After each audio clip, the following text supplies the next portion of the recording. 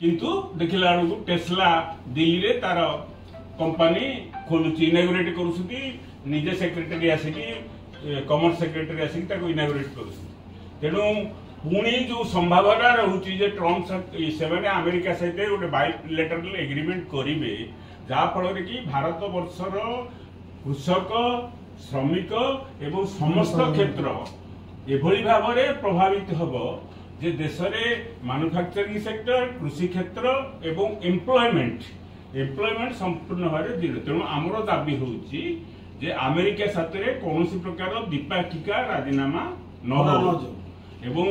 European union साथ जो